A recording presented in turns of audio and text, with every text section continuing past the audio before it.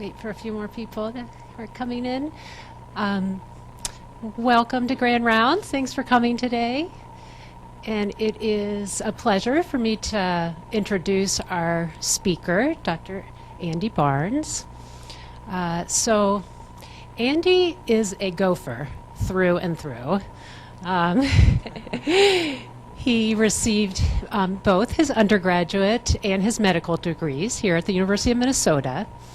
And then he went on to complete his residency in pediatrics, his fellowship in developmental and behavioral pediatrics, and his master's in public health in maternal and child health, all here at the U of M.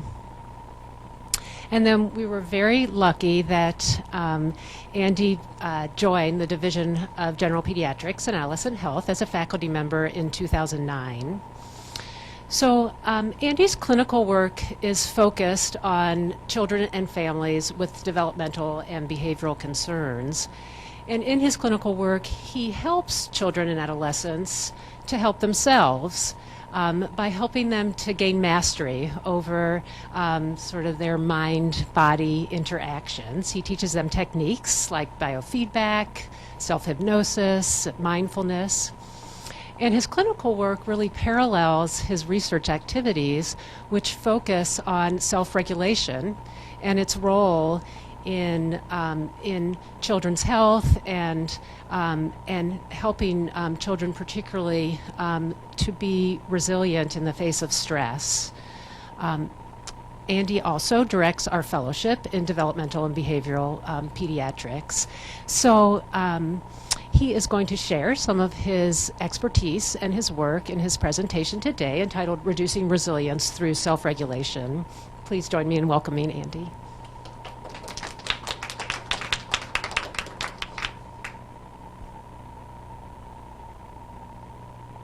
Thank you.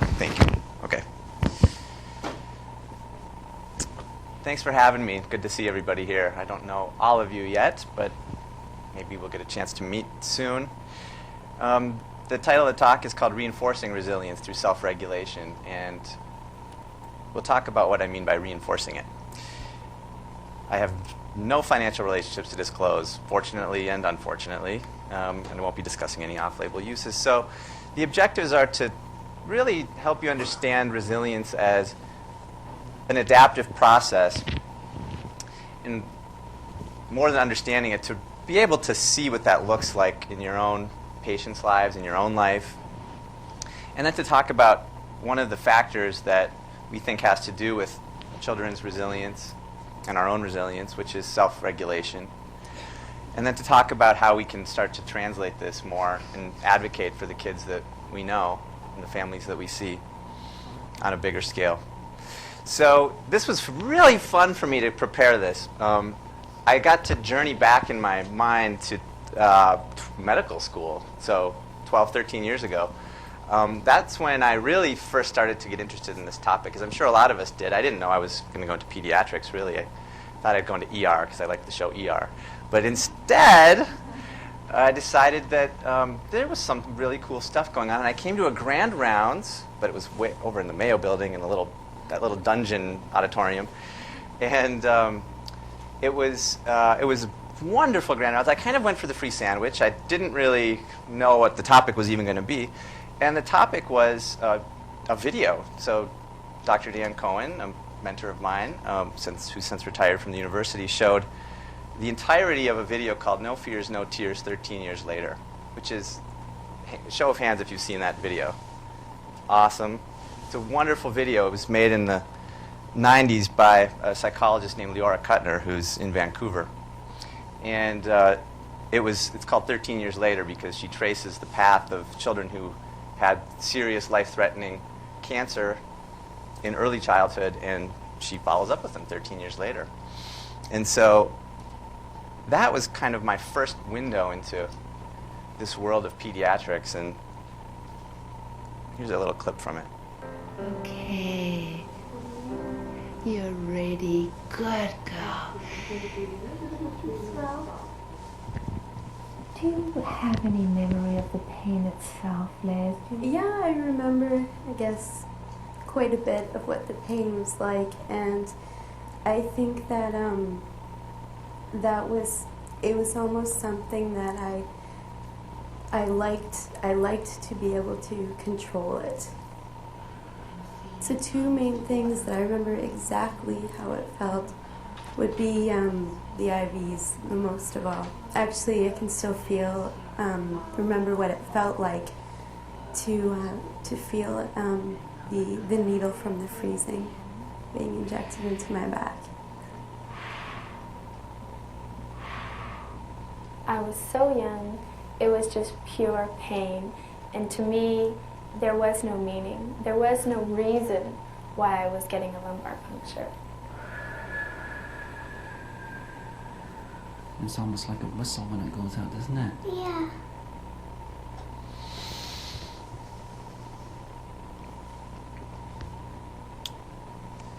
A year later, I was on my clinical rotations, and I was doing pediatric endocrinology, and saw a case of a child who was in the adoption clinic, back when we had an international adoption clinic, who was adopted.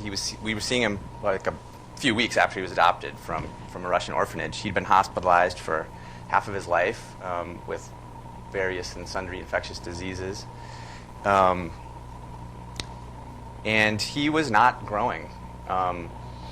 He hadn't grown, at least in Russia. He was tiny in all ways. He was less than the third percentile for height and weight and head circumference. And he had no evidence of active infectious disease. His hepatitis screens were negative, and his HIV was negative, and he had low hormones. He had low thyroid stimulating hormone and low thyroid hormone and low growth hormone.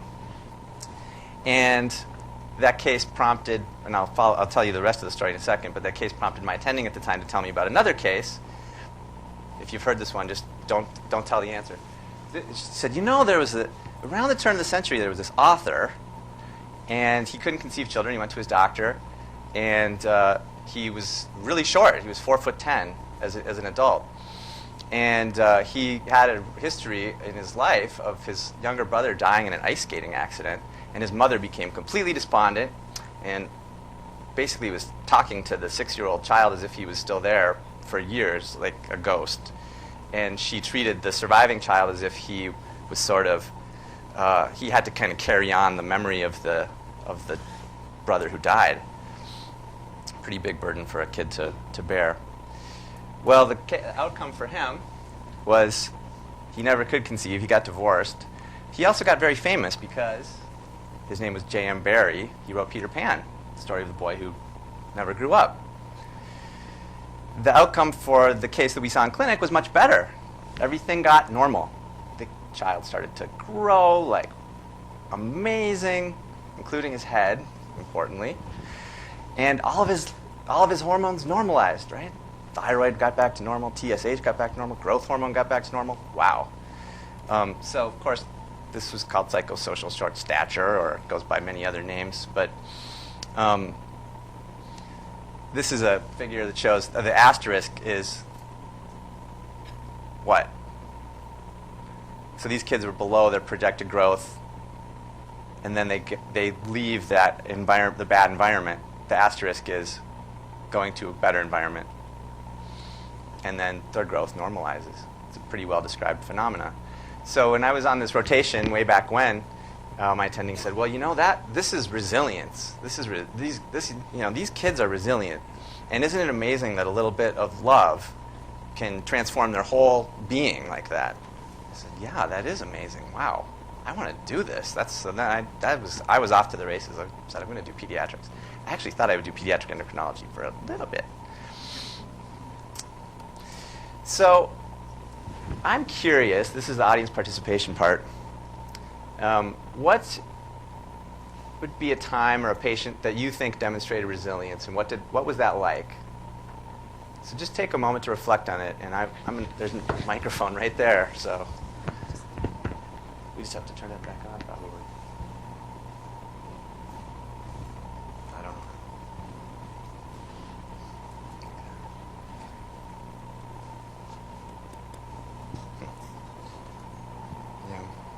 Well, there we go. Who's ready to use this microphone?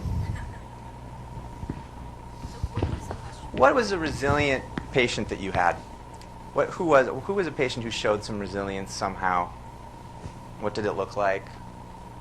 What was going on in the child's life? Thank you. I've planted people in the audience.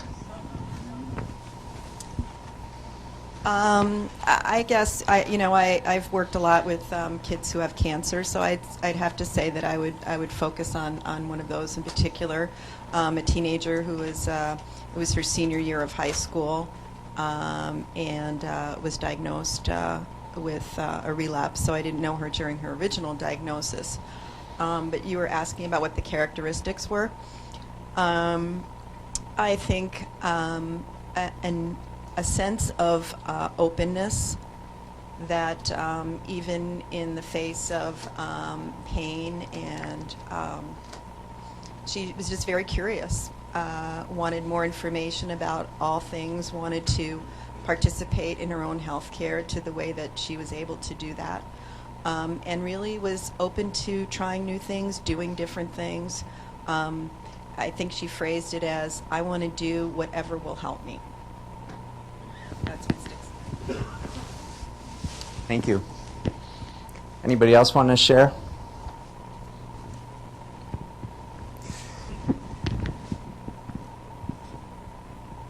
So,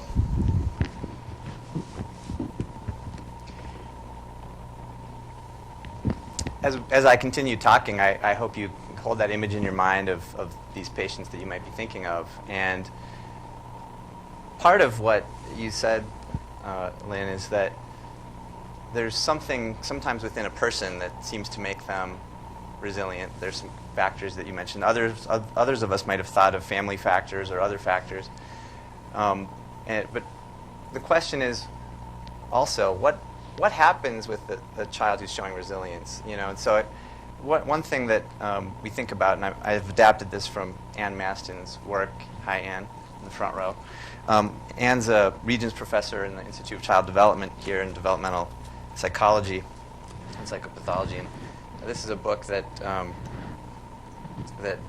Ann just published, which is wonderful, called Ordinary Magic: Resilience in Development. And the ideas in this book are powerful ideas, and some ideas that I'll be visiting during this talk about what are trajectories of resilience. And I've adapted some of these ideas here. So sometimes when we think about resilience, maybe some of us were thinking something like this. So something bad happens and the child bounces back to some extent, but not maybe as well as before, right? Whereas other children have a trajectory more like that dotted blue line that's kind of hard to see, that sort of is a return to baseline functioning. And others maybe end up doing even better. It's a growth experience. This is described. And these overwhelming events, of course, what are they? And I mean, for us, it's often a life-threatening illness. But we can think of other things in the children we've seen. And maybe there's a trajectory like this that sort of seems resistant to stress. And Dr. Maston's definition of resilience is the capacity of a dynamic system, like not just necessarily one human being, but all the things involved in our lives, all the learning environments we're in, the family we're in, to deal with these disturbances, these overwhelming events that threaten these outcomes, this function, and it's positive adaptation in the face of that. So it's not invulnerability, it's not invincibility, and it's not a trait that one has that just is there as a hardiness factor, like a piece of rubber that you can compress and go boing, it springs back. We like to think of it that way maybe sometimes in the shorthand of our minds, but that's not always true, because what does it depend on? It depends on what that event was, or what those events were.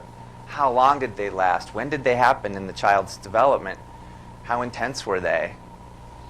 Right? And it depends on the milieu around the child, all those external factors, the parents and caregivers and other support, the social environment around that child, the economic environment surrounding that child. And it depends on these factors internal to the child, like motivation and self-regulation. So across time and across studies, these are the things that continue to come up as factors that protect children in the face of this kind of risk. So how do those factors, interact? That was something that was always of interest to me as I talk about psychosocial sort of stature or whatever. How do those factors interact? Well, it depends, right? And what does it depend on? Well, one of the things it depends on is context. And it depends on that child's own reactivity to events. So this is the work of a pediatrician named Tom Boyce and others that's quite seminal, really. So for children in general, we think, okay, more adversity, worse outcomes, right? More adversity, worse behavior problems, worse health problems. That's kind of how we maybe think of it in our minds. But that's not exactly true. So for kids who aren't so stress reactive, if you think of stress reactivity in the body as a physiological phenomenon in terms of, let's say, respiratory sinus arrhythmia and skin conductance, sympathetic and parasympathetic tone, hormonal reactivity, immunoreactivity, it's a bell curve.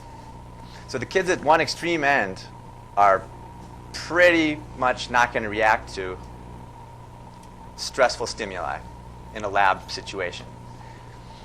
And those kids do relatively well. They don't accrue a lot of bad outcomes under bad circumstances.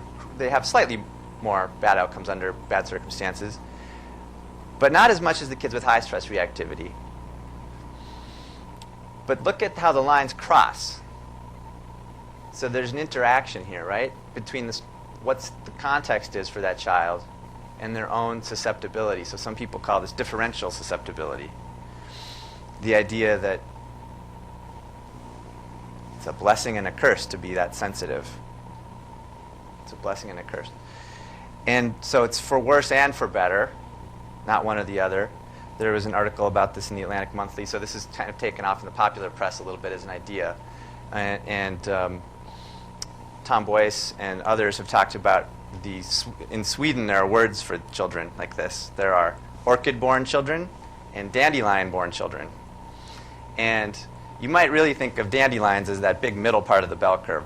There is that one extreme end, but there's also this big middle part that's a generally kind of adaptable, stress-resistant population. Then there are these orchid children who, with just a little bit of support, they end up flourishing pretty well. But at the extreme end of difficulty, they really fall apart. And where that line crosses, they can do better than average with the right kind of support. So on that last slide, when it said bad outcomes, this has been studied and replicated across many, many domains. Physical health domains like respiratory infections, cavities, as well as school achievement, behavior. Pretty remarkable how this is really held up. And it holds up across systems, across stress-reactive systems in our bodies, too. So no matter which way we slice it, there are these kinds of adaptive systems within us that are very stress-responsive. And it seems like some of us are sort of programmed one way or the other. And why is that? And what do we do about it? So for like a little baby like this, are there like vaccinations? Are there kind of stress vaccinations? Or are there ways to help children thrive under difficult circumstances? And how do we know which kid is which anyway? How do we know? A stress-reactive kid does not necessarily look like a kid with conduct problems, by the way. These kids are often the kids who are temperamentally, they look more inhibited behaviorally, or a little more anxious or fearful or withdrawn, quite often. But the temperament doesn't correlate as well as you would want it to with these measures. So it's hard to know who these kids really are. And does that change over time? The idea of inoculation was proposed by Dr. Boyce and others as saying, does this programming happen in such a way that children who are raised in really good environments, it's like their bodies have adapted to say, I'm going to take advantage of this environment, and they become quite sensitive? Whereas also children who are raised in an extremely adverse environment also become quite sensitive, so they can take advantage of whatever opportunities present themselves immediately. So he posited there was like a U-shaped curve, and the more stress you had, the more you were sensitive, but also the more resources that you had, the more sensitive you were. And then there was this vast middle part of the curve. Well, this has been borne out by experimental evidence. So Karen Parker and others have done research on with monkeys. So in primate models, when you can kind of control what kind of stress they're getting, and a lot of it is just natural experiments, because monkey moms do things in a natural curve of supporting their children just like human mothers do. Some of them are quite abusive, and some of them are very supportive, and some of them withdraw their support early, and others continue it longer. And this is the kind of curve that they find, where no stress exposure at all, the hovering, I'm going to protect you from everything parent, is helping that child learn that, oh, okay, I think I should be a little bit more careful and hesitant and reactive. And those children become a little more vulnerable to stress, those monkey children anyway. And we think this holds true in humans too, based on some of the work that these researchers have done. And then under severe circumstances, it really breaks down, and the stress vulnerability becomes very high, and the resilience to that stress becomes less. So what is extreme adversity? Who read this article? This was in the New York Times about a year ago. This was a series of 5 articles. Show of hands who read this. This is powerful. This is a powerful piece of journalism, and I really recommend it. It's photojournalism also. There's some wonderful photos. This is a 12-year-old girl named Dasani who was followed through homelessness. She'd lived in a shelter in Brooklyn for 3 years at the time that the story was written. And the story follows her for about 1 year in her life and her family's life. Her parents had been incarcerated at different times. They had been through substance abuse programs. They were still using substances at times during that year. She's going to school, then she's not at school, and she's getting in trouble, and then she's doing great. And you get a real picture of how resilience isn't just a one-time, this is it, this girl's going to be fine, or this girl's not going to be okay. It's much more fluid and dynamic. The rate of homeless kids is going sky high. Homeless families that have children are more and more homeless, especially since 2008. And so at any time in the past year in Minnesota, if you add up the past year, it's been about 15,000, 16,000 families are estimated to have been homeless. That's going up. That's going up every year. Nationwide, it's estimated somewhere around 1.5 million or more kids are living in homelessness. So this is the kind of cumulative toxic stress and adversity that we think can really, really be damaging. And we think that also these are the kids who could really respond to intervention really well. It's a question of how do we do that. So one way is to talk about, okay, well, what's the stress doing to these children's physiology? The stress brain looks like this, right? We all know how this feels. You're getting hijacked. So our stress response system gets activated by whatever's happening in our environment, and it kind of hijacks our higher functioning, right? So all those cortical regions that are associated with planning and careful thinking kind of go out the window when we're in survival mode, right? These kinds of chronic stress activation leads to chronic problems. It leads to a whole different state of being. And this is a study that was done on a cohort of about a birth cohort of about 1,000 children in Dunedin, New Zealand, and followed from birth to their 30s. And you see this gradient of health problems, substance abuse problems, based on the child's self-control when they were children. So this is adult problems ranked by childhood self-control. And this was independent. This chart represents an independent effect, above and beyond social standing, above and beyond economics, above and beyond gender. So this early programming, right, of these circuits, it's experience dependent, has a huge impact on the adaptive systems that involve cognitive flexibility, being able to change our minds, shift the rules, working memory, holding some things in our mind, planning, using that information in a meaningful way, inhibiting impulses, delaying our impulse to do something for a bigger reward down the line.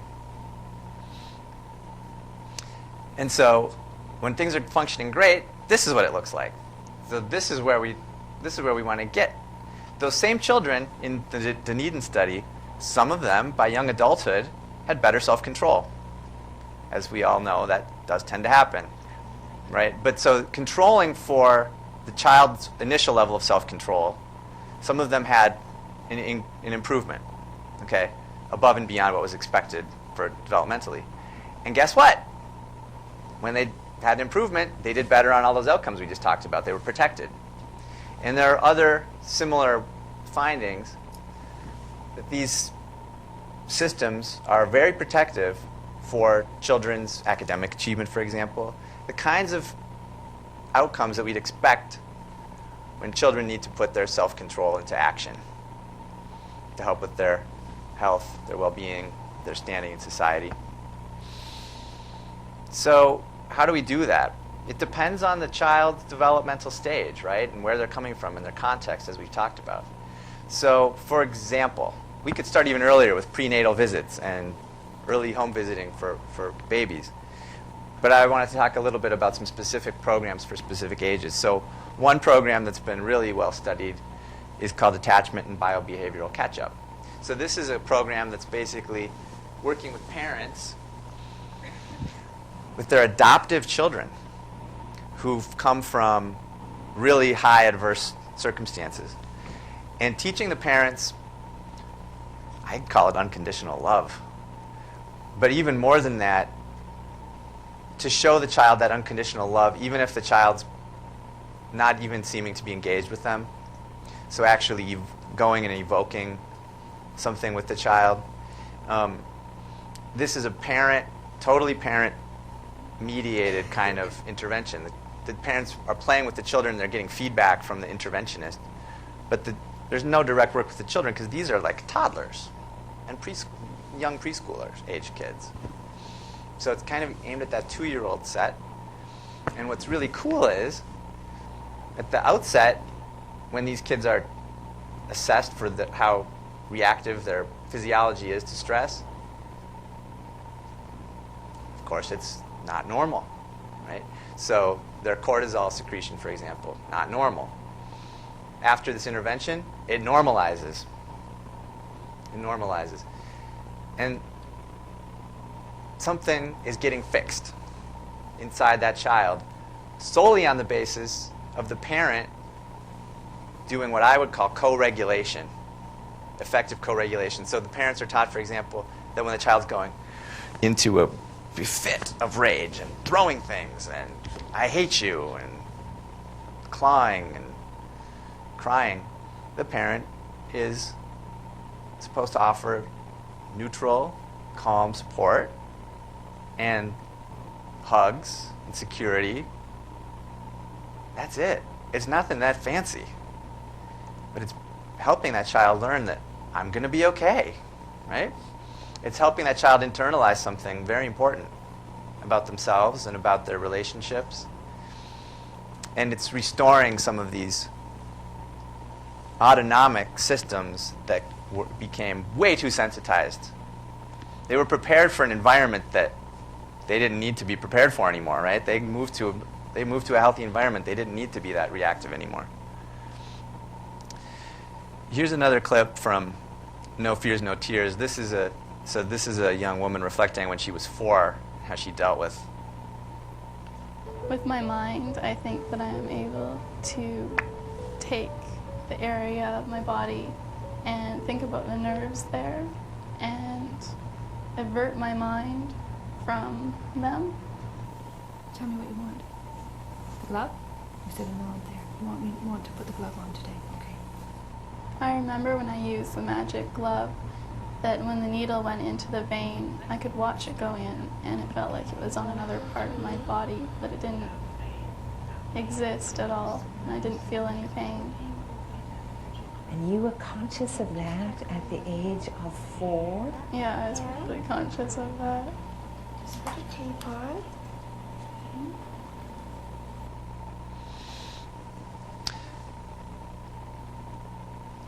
So around this age, this is when some of these self-regulation skills are really starting to emerge big time, right? So 3, 4, 5, suddenly kids can pay attention longer, they can follow more directions, they can make a little plan and start to follow it through.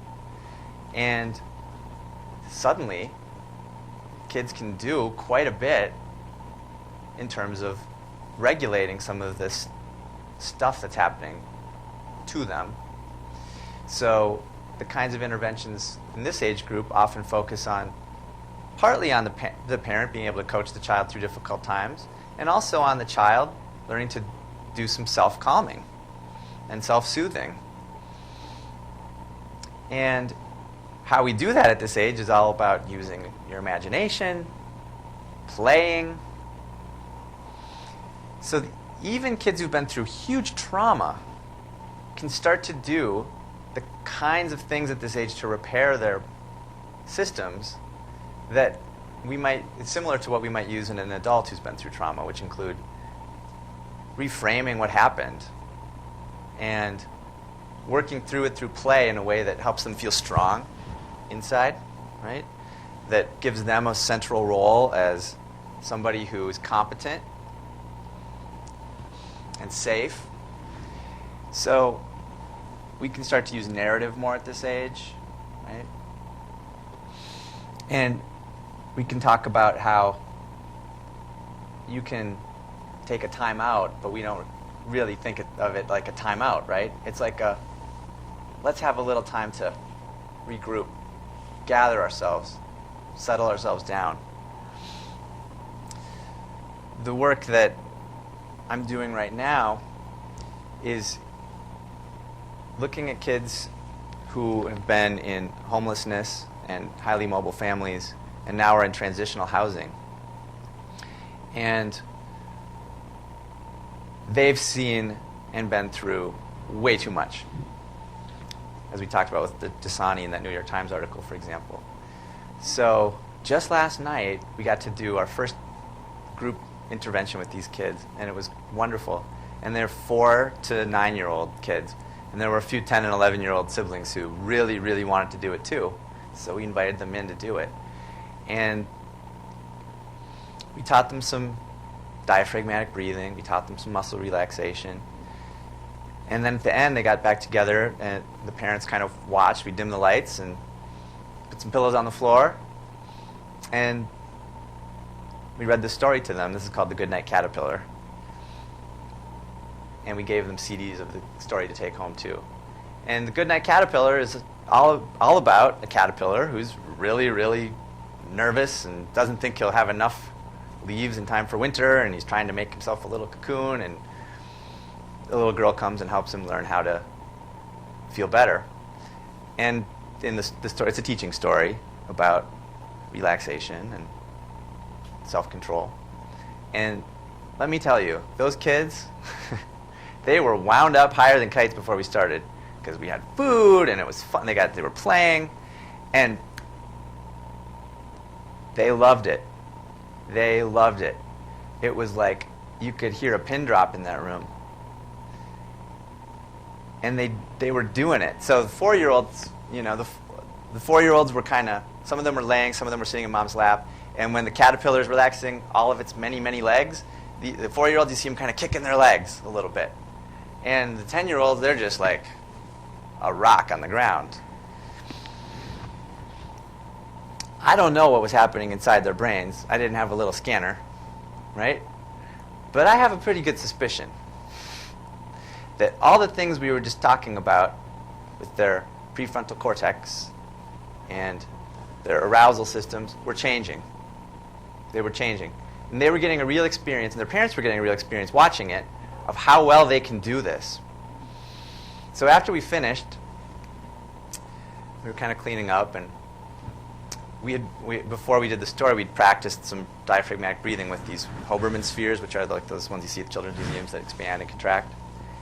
And we just had left them sitting over there. And don't you know that almost every kid went over and started playing with them, and not just playing with them. They went over and did this. All by themselves. Because they got it. They got it. I was impressed. And so I think their parents were pretty impressed too. For school-age kids and early adolescents, we might talk to them about things like how to be the boss of your stress. This is a book by Tim Colbert and Becky Kajander, who are our colleagues here in Twin Cities. They've written books called Be the Boss of Your Sleep, Be the Boss of Your Pain. And each of those books is kind of a little how-to book that's written directly at 8 to 12-year-olds, you know, and all the different ways that kids can do this themselves. So included in the book are things like a little peripheral temperature biofeedback sticker, right? So they can put that on their hand and just see, okay, when I'm calmer, my body temperature actually goes up. Wow, right? You can see that this actually works. For adolescents, there are similar programs that people have developed and have been researched. There's a program right now that Dr. Singh and others are doing here in town, even with adolescents. And one of the best studied has been developed by somebody named Trish Broderick at Penn State, and she calls it Learning to Breathe. And that's an acronym. And so different sessions focus on different parts of that acronym. So B is for body, kind of body awareness. R is for reflecting on thoughts and seeing thoughts as transient and not the dictator of how we feel. Emotions, and they use a kind of a surfing metaphor, surfing with your emotions, letting them ride themselves out instead of trying to claw your way against them or run away from them or avoid them. The A is for I don't remember.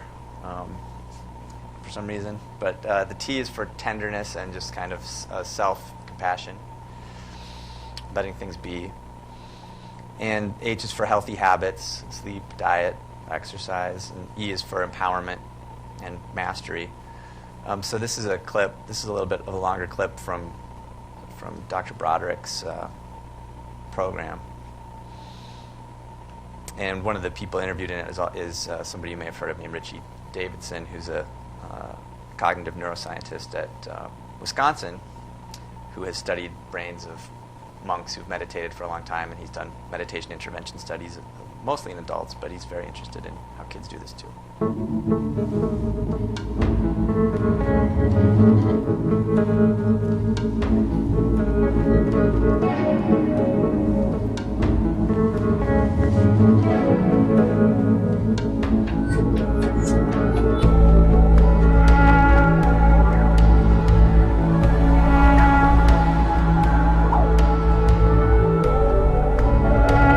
Typically a school-based intervention, so these kids are in one particular school where they did a study.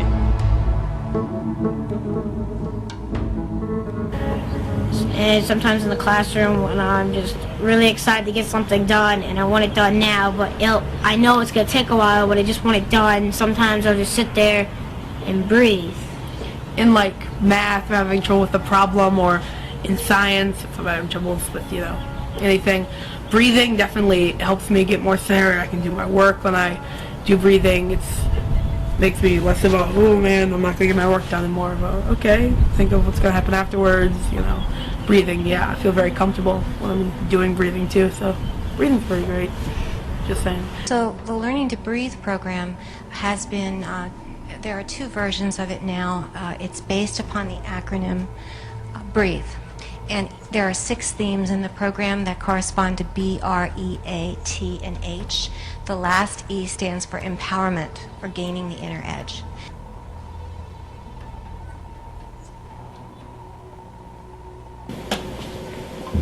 just take that breath deeper and see if you can notice anything about it that you didn't notice the first time through.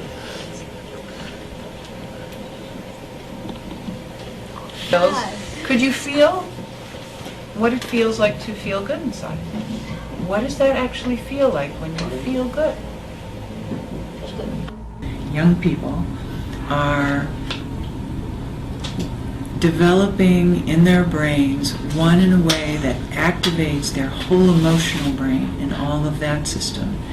And they're also developing their prefrontal cortex, but they don't have really good breaks, you could say. So it's just a lot for them. What this program does is, it's not so much that it gives them breaks as it gives them a choice about how they work with their feelings and their thoughts and their sensations, and actually helping them learn how to shift those pieces so that they can basically choose to feel better, to move towards a more positive, successful frame of mind that also just honors where they are. Based upon what we know about the brain, if we can introduce certain kinds of training earlier in life, particularly in the early adolescent period, we believe that that kind of training can induce changes in the brain which may promote certain positive, beneficial kinds of outcomes. From my point of view, seeing it from a health professional, the illnesses internally and externally are showing more and more the nervousness, the not being able to pay attention, and medically we treat it with pharmaceutical. Although if we include in the curriculum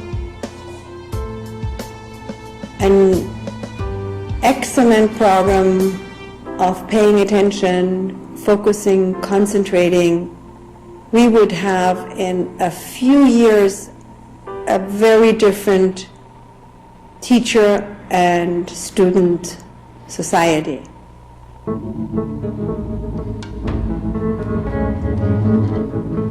It was really stressful, and whenever the SOL came, I was way too stressed, and other kids were the same. It was like so stressful, you forget everything, and then you afraid that you're going to get a really bad score and you have to fail and take that grade over again. And breathing would help by allowing you to calm down and not be so stressed and feel like you have so much weight on your shoulders for doing something like that.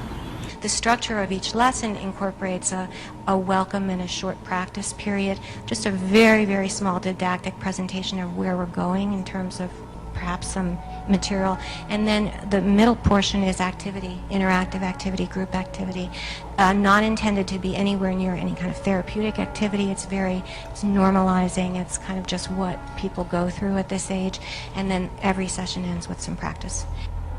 I mean, what's really wonderful about it is that it's broken into like the right size chunks, and it goes very systematically through the different steps and the tools you need here, then you integrate them into this next step, and then you integrate those into this next step. And it's just really well organized and I think accessible.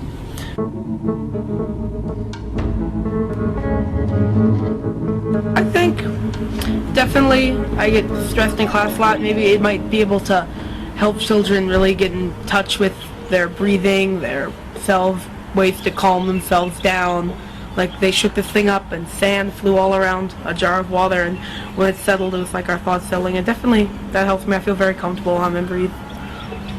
We know that stress impairs prefrontal function, and it also, in addition to interfering with the capacity of the prefrontal cortex to engage in cognitive operations like working memory, it also interferes with the capacity of the prefrontal cortex to regulate emotion. So it's kind of like a double whammy. There is absolutely no question, in my view, that mindfulness training and other similar kinds of training, which on the face of it is not directly cognitive, will have very important cognitive consequences and should lead to improvements in traditional academic areas because of it.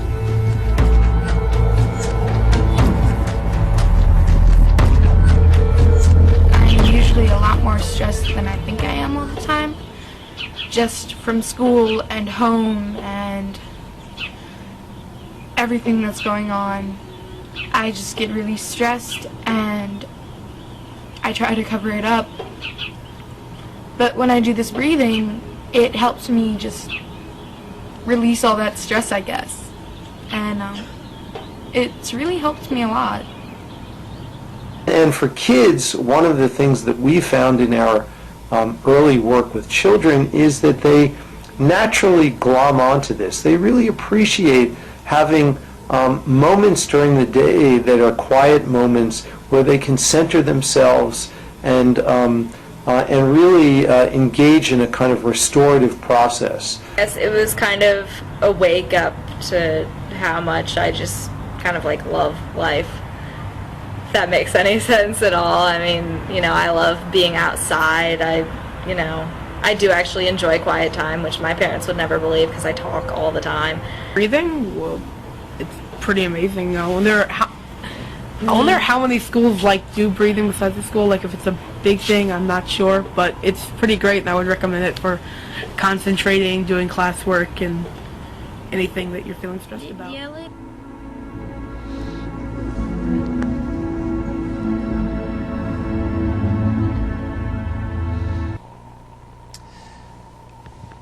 So there are these developmental approaches that are, some of these approaches work better for little kids and some work better for older kids, but you see the commonalities to what's happening too here, I think. Tapping into those inner resources that kids bring and marshaling their parent resources, especially for younger kids, becomes really important. But there have been other programs even that have looked at parenting mindfulness, for example, and how parenting mindfully, even especially with an adolescent, can be extraordinarily beneficial. So there's overlap with these other protective systems when we talk about self-regulation. So the policy implications are pretty vast, and I hope this is something we can all continue to work on as pediatricians and public health people and psychologists. Of course, the preventive value of early intervention cannot be understated, and that includes things like high-quality preschool, pre-kindergarten programs, kindergarten readiness programs, and those are still underfunded. And we know that the kids who benefit the most from those are the kids who need them the most, the kids who are at the highest risk. These programs literally build up these skills, and they save a lot of money down the road in terms of social services and in terms of criminality and graduating high school and higher incomes. Protecting the rights of children is so important. The U.S. still hasn't ratified the United Nations Convention on the Rights of Children. Why? Does anybody know why? Because there's only two other countries, by the way, that haven't: Somalia and Sudan, and they want to. Why? Because we incarcerate juveniles, and you can get the death penalty as a juvenile, and that's outlawed if you ratify this treaty. Every other country in the UN has ratified it. Not us. Yeah. Because we know who gets life sentences as juveniles. It's just we know who disproportionately gets those. It's kids minority kids, kids with lower socioeconomic status, the kids who are already under maximal stress in our society. By the way, though, Minneapolis public schools, they've come under fire for disproportionate punishment. You might have heard about that in the last year or so. They were suspending minority students way, way, way above the average and way, way, way above the amount that they're doing with non-minority students. And so they were getting investigated by civil rights and groups. And so they just announced that they have no more suspensions for kindergartners, and I think first graders too. Well, yeah, that's progress, huh? And then they've also put moratorium on suspensions for minority students. It has to go through some higher level thing before that can happen. It's a start, but these are the kinds of things that, you know, they might seem like no-brainers to us, but they're not no-brainers to policymakers who do not make decisions based on science, right? We have to bring them the science. We have to bring that to them.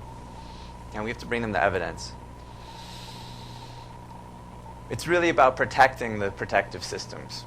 So if self-regulation is one, so are attachment systems, and families, and educational environments that make a difference, that are effective, helping kids feel like they have a sense of purpose and that their life has meaning and that they're not going to die when they're 16. All of those things, right? Or if they have a life-threatening illness, helping them find that meaning right now, in the here and now. The frontiers are really cool to start to think about, too, in terms of where this field can go. There's still a lot of links to be made between what actually happens in the body with these kinds of interventions, for example. At the same time, there's a lot of really exciting stuff going on in the world of genetics and behavioral genetics, looking at what are there certain genes, for example, that are kind of these differential susceptibility genes. Yes, there are. It turns out they're often the ones that are implicated in psychopathology. So, right. So the studies in the past were all like, well, people with this disorder have more of these genes. Well, guess what? People who have those genes are also very protected under certain circumstances. So this might be some of the linkages between this differential susceptibility that I talked about earlier and the kinds of things that we bring from our ancestry. Not to mention epigenetics, which are the things that change here and now. So the methylation of our DNA and how that actually is modified every day by our experiences, especially in early childhood, and how that gets passed on intergenerationally.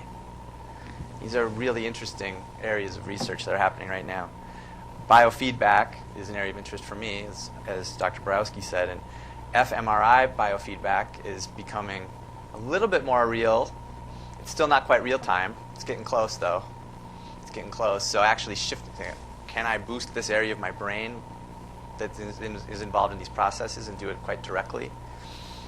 EEG biofeedback, that isn't really panned out as well as we would have hoped, but dynamic signal sets are another thing that's really cool in biofeedback, where you integrate across these interrelated autonomic domains and have a system that's selecting out the things that you're good at. So maybe you're really good at altering your heart rate variability and your parasympathetic tone. So it boosts that signal to give you more feedback, more positive feedback, and that's thought to maybe accelerate the learning process. And really personalized prevention is kind of what we're talking about here, right? So whether that's looking at people's genes or looking at their autonomic reactivity or looking at their family or looking at their self-regulation skills that they bring to the table, their temperament. How do we match the things we're doing to help those kids, whether it's in a preventive way or even in a sort of secondary prevention way for a child who has cancer, for example? I think these are the areas where we're going with this kind of work, and I'm pretty excited about it. Thanks for having me, and I welcome your questions and comments.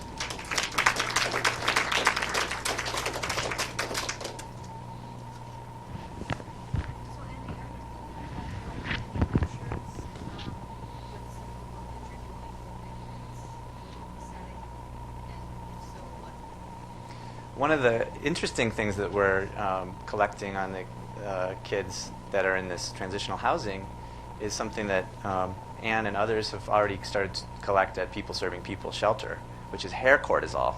So getting hair samples cut next to the scalp, you can get a longitudinal measure. If people have more hair that's longer than mine, you can get a longitudinal measure of what kind of stress reactivity they've been experiencing over the past however long their hair is. And you can section the hair and actually see that as a longitudinal marker, for example. So for that, does that moderate an intervention effect, for example? Yeah. Mm-hmm. Thanks again for your presentation. I was wondering about the idea of a CIC going too far with a child who maybe has had multiple relapsed Mhm. and now feels so independent from the parents, who is probably also being overprotective or covering. I feel like it's possible to start saying all these key behaviors in these children, and was wondering what your thoughts are about preventing the resilience they've developed in dealing with their illness from becoming something that gets harmful. Well, yeah, it's always been interesting to me how we work with children who have chronic conditions and what effect that has on their parents and the parents' stress, by the way. So, for example, a really interesting work has come out, this is totally tangential to what you said, but really interesting work has come out showing that telomeres get shortened in children, in parents of children with chronic illnesses, for example. So their cells are affected in terms of earlier programmed cell death, right? That's what happens when you get short telomeres. What's happening with those children, you know? And the parent-child relationship gets very disrupted very often. And you're wondering about how do you prevent those kinds of behavioral sequelae or other kinds of things. There are actually really, there's kind of a paucity of research in some ways with the hospitalized population in terms of intervention, you know. There's a pretty good body of research on how to do that with kids at risk for other reasons. There are quite a few studies looking at how kids with chronic conditions cope with procedures, for example, or pain. And we know that these kinds of techniques, help quite a bit. And that really some of the most effective techniques for those kids are self-regulation-oriented techniques. Unfortunately, we probably don't have enough people trained in doing it in the hospital, but we work on that.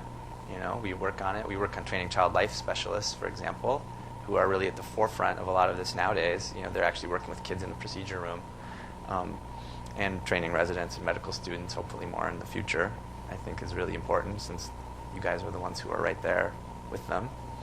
That I think that my own experience with it personally as a resident and a fellow was that it's tremendously rewarding, because I still see some of those kids. I still see some of them. And unfortunately, I went to some of their funerals too. And they flourish. And if you want to really know, watch that No Fears, No Tears 13 years later to really get a sense of what happens to those kids longitudinally. It's pretty amazing. But I look at it as, how do you talk to them about what they're going through in the here and now? How do they do it? How do they do it? Just start by asking the question.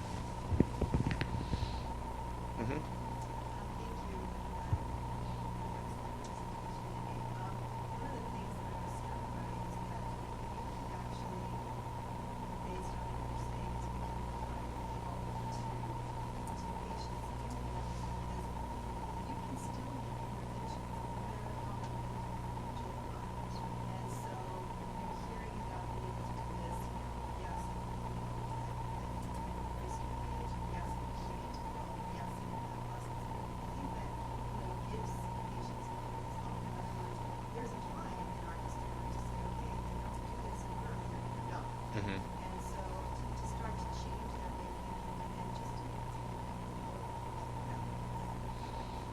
Yeah, so talking about resilience and hope are pretty closely linked, I think.